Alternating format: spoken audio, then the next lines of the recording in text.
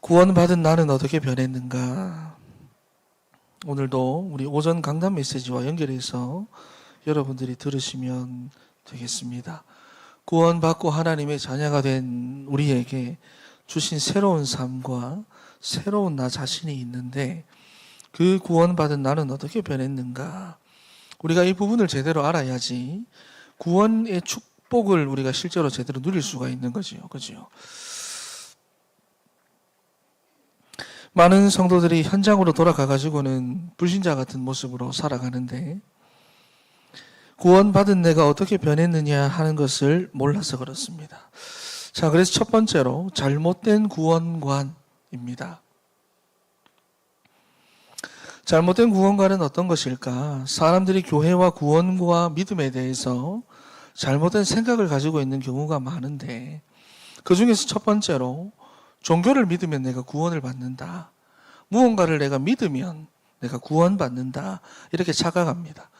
여러분, 종교는 사람이 만든 것이지 복음이 아니에요.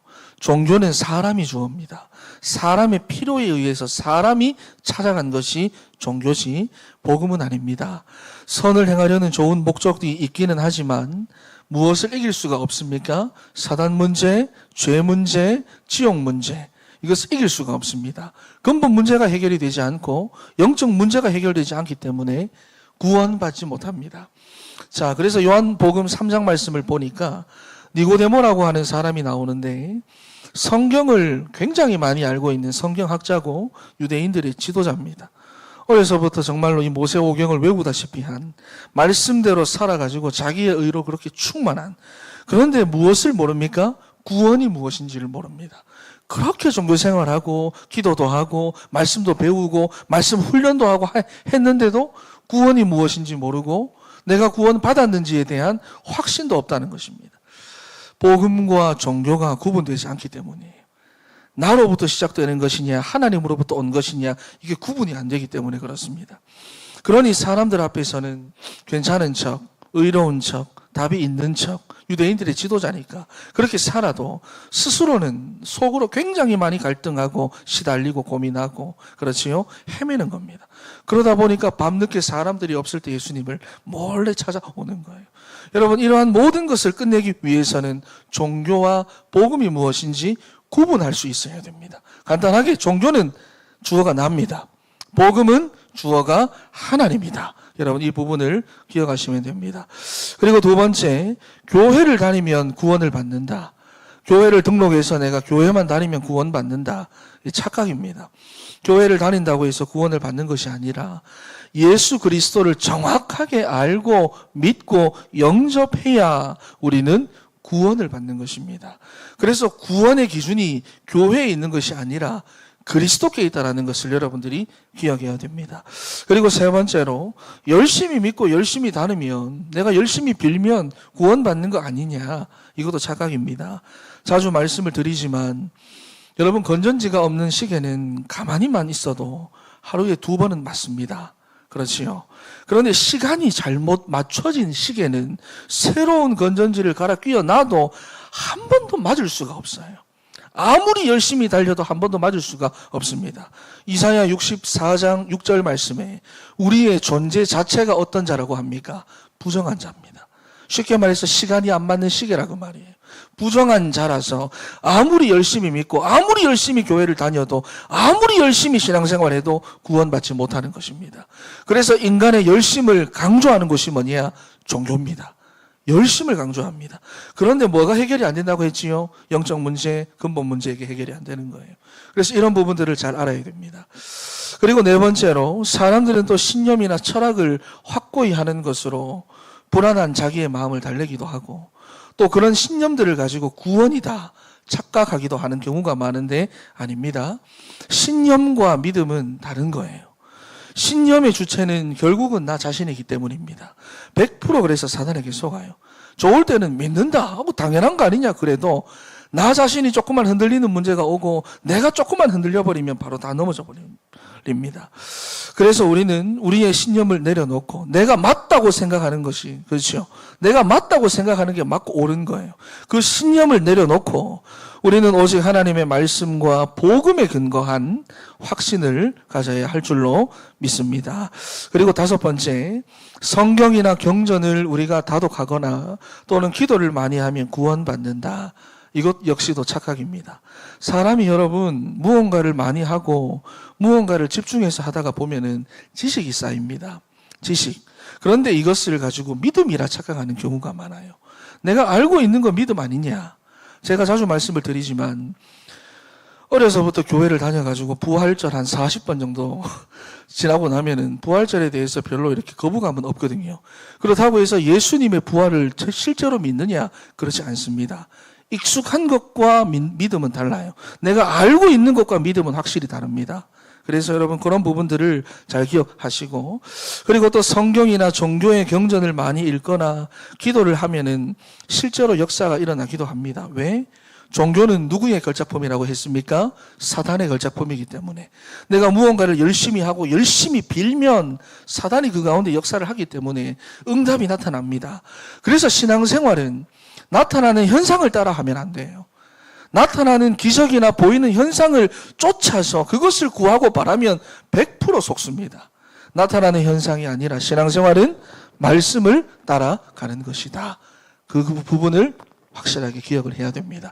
자, 그렇다면 우리의 구원은 무엇이 기준이라 했습니까? 오직 그리스도입니다. 여러분 그리스도를 정확하게 알아야 되고 그 그리스도를 내 인생의 주인으로 영접하셔야 됩니다. 그리고 우리가 어디를 가서 사역을 해도 이렇게 전도하시면 안 됩니다. 종교, 교회 등록, 열심히 신념, 성경 다독, 기도 많이 읽어봐라. 이런 식으로 전도하는 것이 아니라 그리스도가 제대로 알 수 있도록 전도해야 됩니다. 그리스도를 말해줘야 돼. 교회 열심히 나오면 된다. 교회 등록하면 된다. 가가지고 열심히 믿어봐라. 이렇게 하시면 안 돼요. 아시겠지요? 자, 그렇다면 구원받은 상태는 어떤 것일까? 구원받은 자의 상태입니다. 자, 여러분 구원받은 자의 상태. 먼저 우리가 종교생활을 열심히 하면은 이렇게 하면 외적인 변화가 일어나기 때문에 저 사람 뭔가 좀 바뀐 것처럼 보인다 이렇게 보일 수도 있습니다. 하지만 그건 종교의 한계고요. 구원받은 자의 상태는 첫 번째로 내적 변화가 일어납니다. 어떤 변화가 일어날까요? 죽은 영혼이 살아나고 일단 그렇지요? 영혼의 구원을 받는 영적인 변화가 그 안에 일어나는 것입니다.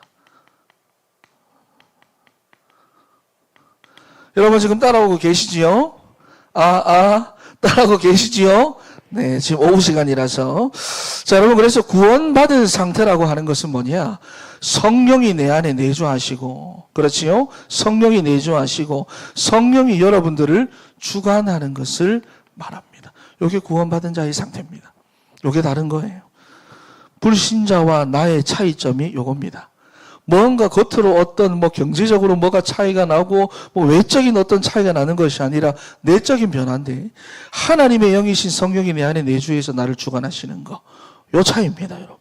그런데 로마서 8장 2절 말씀을 보니까 우리 안에 계신 성령을 보고 뭐라고 말합니까? 생명이라고 말합니다. 죽은 영이 죽어버린 우리에게 생명으로 성령이 내주하신다고 말씀을 합니다. 그러니 이제는 여러분 죄와 사망의 법 아래 살면서 그 법에 고발을 당하고 그 법대로 처벌받는 인생이 아니라는 거예요. 그렇죠? 아니라는 거예요. 이제는 생명의 법으로 해방을 받아가지고 이제는 그 법이 여러분들의 인생을 주관하는 줄 믿습니다. 그래서 계시록 12장 말씀에 보면 밤낮으로 여러분들을 참수하는 자가 있는데 상관없다는 거예요. 이제는 그 법이 아니라 생명의 성령의 법의 주관을 받는 거예요. 요한복음 3장 3절에서부터 5절 말씀을 보면은 그리고 이 생명의 성령의 역사로 우리가 거듭났대요. 어머니 뱃속에 들어갈 수는 없는데 이 생명의 역사로 우리가 거듭 태어나가지고 우리가 이제는 하나님의 나라에 들어가게 되었다. 이렇게 말씀을 합니다. 그리고 요한복음 14장 16절에서부터 18절 말씀을 보면은 성령이 이제는 여러분을 떠나지도 않고 여러분들을 버리지도 않는데 여러분들 속에서 영원히 함께 하겠다. 이렇게 말씀합니다. 여러분, 이 성령의 내주가 바로 여러분들이 가지고 있는 축복인 줄로 믿습니다. 이걸 찾아야 돼요. 요걸 누려야 돼요. 여러분, 그래서 성령이 내주하신데 이게 엄청난 비밀인데, 성령이 내 안에 내주하심으로 그 성령이 어떤 일을 하시느냐 하는 건데요. 오늘 좀 자세하게 보면은 첫 번째로 로마서 8장 2절입니다. 그렇죠. 죄와 사망의 법에서 우리가 해방되는 것은 물론이고 4절과 9절 말씀을 보시면은 뭐라고 말합니까? 내가 지킬 수 없는 율법의 모든 요구를, 여러분 이게 무슨 말인지 이해가 됩니까? 우리는 그 율법을 100% 지킬 수 있는 존재들입니까? 없는 존재들입니까? 100% 못 지켜요. 내가 율법을 9개 열심히 지켰는데 하나만 못 지켜도 다 안 지킨 것이 되어버리는 거예요. 그런데 그런 모든 요구를, 내가 지킬 수 없는 율법의 요구를 성령이 이루어 가신다는 것입니다. 그래서 우리 보고 이 그리스도께서 뭐라고 말합니까? 너 완전한 자야. 너 의로운 자야. 죄인일 수밖에 없는 우리에게 너 의로워, 이렇게 말하는 것입니다. 그것을 누가 하시느냐? 내 안에 내주에 계시는 성령이 하신다. 할렐루야. 그분을 누려야 되겠지요. 그래서 두 번째로 하나님께서 은혜로 주신 어마어마한 것들을 내 안에 계신 성령이 나를 하여금 깨닫게 하는데, 무엇을 깨닫게 합니까? 하나님의 뜻이 무엇인지 깨닫게 하시는, 하나님의 계획이 무엇인지 알려주시는 거예요. 하나님의 일이 무엇인지 내 안에 계신 성령이 알려주신다 하는 것입니다. 그러니 우리가 그분께 집중해야지요. 세 번째, 우리의 몸과 우리 삶의 모든 것들이 고린도전서 3장 16절에 보니까 성전이 되었고요. 그렇지요. 네 번째, 갈라디아 5장 16절, 18절 말씀을 보시면은 내 안에 계신 성령께서 우리의 잘못된 것들을 친히 고쳐주시는데, 육체의 소욕을 이루고자 하는 틀린 각인들, 무엇입니까? 사단의 함정에 빠져있는 나 중심, 육신 중심, 성공 중심이라는 그 함정에 빠져 살기를 원하는 내 인생의 본성을 뭐냐? 고쳐 나가십니다. 누가? 내 안에 계신 성령이. 그래서 우리가 계속해서 집중하자는 거예요. 다른 데 집착하는 것이 아니라 내 안에 계신 성령께 집중하자는 것입니다. 다섯 번째입니다. 요한복음 14장 26절, 27절 말씀. 오늘 우리가 낮 시간에도 살펴봤는데요. 우리의 연약한 부분을 도와줍니다. 나의 연약한 것을 인도하십니다. 그분이 채워서, 그분이 강건하게 만들어서 인도해 가십니다. 그리고 가르쳐주고 생각나게 하고 알게 하고, 그래서 27절 말씀에 보면 무엇을 준다고 합니까? 평안을 주겠다는 거예요. 평안을 준다는 거예요. 사람들은 자기 인생에 한 치 앞도 몰라서 불안해합니다. 군대 가면 이상하게 다 합니다. 사람들이 신병 딱 들어오면은 주먹 이렇게 해가지고 뭐가 보이노? 아무것도 안 보입니다. 그게 네 미래다 그러거든요. 여러분, 알면 평안이 임하는 거예요. 세상에 줄 수 없는 평안으로 인도하시고, 그리고 일곱 번째, 로마서 8장 26절입니다. 우리의 기도를 들어주시는데, 우리가 기도할 수 없을 때는, 우리의 연약함에, 우리의 모자람에 내가 실망하고 낙심하고 좌절해가지고 내가 기도도 하지 못하고 내가 그런 정도에 내가 딱 잡혀 있으면 내 안에 계신 성령께서 말할 수 없는 탄식으로 우리를 위하여 중보하고 기도하고, 그래서 무엇을? 하나님의 뜻대로 기도하신다고 이야기를 하는 거예요. 여덟 번째입니다. 로마서 8장 28절에 그래서 우리를 어떻게 인도하시느냐?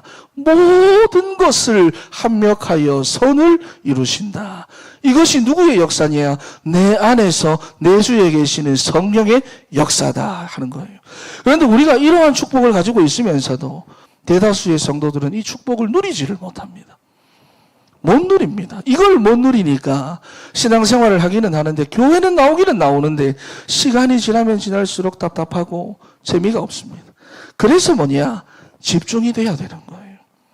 하나님을 떠나서 하나님께 집중하지 못하고 다른 것에 집착된 우리의 삶을 조금만 집중하려고 해도 다른 것에 분산되어 버리는 이 우리의 영적 상태를 집중하도록 만들어야 하는데, 혼자서는 힘드니까 계속해서 같이 하고 있는 거예요. 같이 하고 있는 거예요.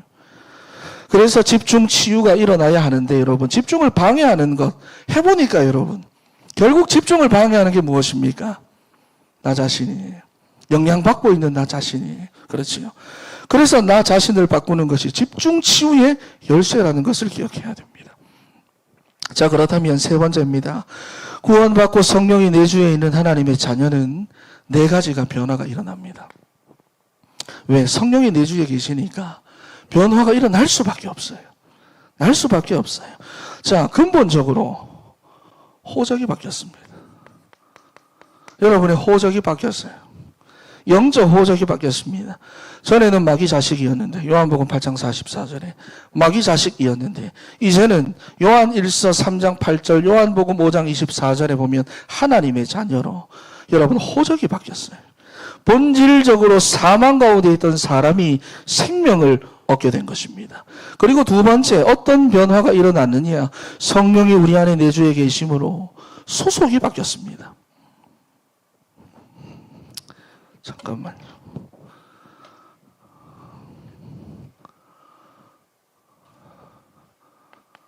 호적이 바뀌었고 소속이 바뀌었고 마귀 자녀에서 하나님의 자녀로. 자, 여러분, 두 번째, 소속이 바뀌었습니다. 로마서 6장 17절 말씀에 원래는 우리가 죄의 종이었어요. 로마서 6장 22절 말씀에 보니까 이제는 하나님의 종으로 소속이 바뀌어버린 것입니다. 여러분, 종이라고 하는 말은 주인이 시킨 대로 한다는 말이잖아요. 우리가 지금까지는 죄의 종이 돼가지고 죄가 시키는 대로, 죄의 성대로 우리가 살아왔는데, 그 본능대로 살아왔는데, 이제는 우리가 하나님의 종이 되고 하나님의 자녀가 되었다는 것입니다. 예수 믿고 구원받는 순간 소속이 바뀌어져 버렸어요. 옮겨졌다 하는 것입니다. 그리고 세 번째로 무엇이 바뀌었느냐? 영의 상태, 육의 상태, 그리고 삶의 상태까지 전부 다 바뀌었어요. 전인적인 변화가 일어났다라는 것입니다. 여러분, 우리는 원래 허물과 죄로 죽은 상태였습니다. 그러니까 육신 중심으로 밖에는 못 살아요. 나 중심, 물질 중심, 성공 중심. 그런데 이제는 그 상태가 바뀌었다는 거예요. 하지만 아직도 각인되어 있는 것이 있고 익숙한 것이 있기 때문에 그렇죠. 그리로 따라간다는 겁니다. 집중이에요. 네 번째, 삶의 인도. 전에는 여러분, 우리의 삶 자체가 공중 권세를 잡은 자를 따라 세상의 풍조를 따르고 불순종의 악한 영을 따르고 육체와 마음의 욕심을 따르는 재앙 상태로 살아왔는데, 이제는 여러분이 여러분 안에 계시는 성령의 인도를 받게 되었다 하는 것입니다. 삶의 인도가 바뀌었어요. 인도자가 바뀌었어요. 우리는 이제는 성령의 인도받습니다. 여러분이 네 가지가 바뀌었어요. 우리 삶이 어떻게 바뀌었는지를 알고 바뀐 대로 살아야 하는 거예요. 그렇죠? 여러분, 제가 케냐에 있을 때 길을 걸어가면은 사람들이 저를 막 쳐다봤어요. 왜냐하면은 자기들과 다르잖아요. 그죠? 피부색부터 다르고, 그리고 잘생겼으니까 싹 사람들이 쳐다보는 거예요. 부끄럽네요. 여러분, 마찬가지로 하나님의 자녀가 이 땅에 사는 동안에는 뭐냐? 외국인입니다. 이방인들이에요. 불신자와 똑같을 수 없다고 말입니다. 이미 여러분 호적이 바뀌어있고 소속이 바뀌어있고 상태가 바뀌었고 삶이 바뀌었다 그럽니다. 그런데도 성도들이 예전과 똑같이 살려고 하고 불신자하고 똑같은 모습으로 살려고 하니까 힘든 거예요. 다른데 똑같이 살려고 하니까 힘든 겁니다. 복잡한 겁니다. 답답한 겁니다. 그래서 신앙생활을 하는데도 답이 없는 거예요. 그러니 여러분의 실패는 하나밖에 없습니다. 뭐냐? 성령의 인도를 받지 못하는 거. 이거 하나밖에 없어요. 여러분이 지금까지 고생한 거는 성령의 인도를 안 받아서 그래요. 여러분은 이미 다르다는 것을 알아야 됩니다. 이제는 여러분의 존재 자체가 이런 상태다. 성령의 내주 상태다. 이런 상태를 보고 오늘 낮 시간에 이미 형통한 자가 되었다. 그랬지요. 우리 한 번 더 옆에 계신 분들에게 이미 형통한 자가 되었습니다. 시작. 그리고 한 가지 더. 불신자와 똑같을 수 없습니다. 시작. 여러분, 똑같이 살려고 하니까 복잡해지고 어려운 겁니다. 자, 여러분, 그렇다면 네 번째로 하나님은 이렇게 변한 여러분들을 어떻게 인도해 가실까요? 인도의 방법입니다. 어떻게 인도하시느냐?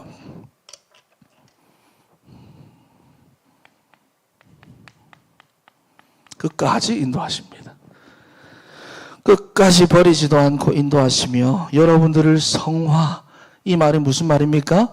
바꾸어 나가신다 그 말이에요. 바꾸어 나가신다. 그러니 지금 있는 여러분 그 문제들을 두고 여러분들이 걱정하지 마세요. 하나님께서 그 모든 문제들도 하나하나 바꾸시지만 그 문제를 넘어설 수 있는 힘과 능력과 그런 사람으로 하나님 여러분들을 바꿔나가십니다. 바꾸어서 여러분들을 사용하시는 거예요. 요셉이 여러분 처음에 얼마나 수다쟁이입니까? 그 수다쟁이를 바꿔가지고 하나님이 쓰시는 겁니다. 그 수다쟁이가 여러분 나중에 내 모든 삶에는 하나님의 말씀 성취가 있고 하나님이 나와 함께 하신다는 그 사실을 알고 난 다음에 억울하게 감옥에 갔습니다.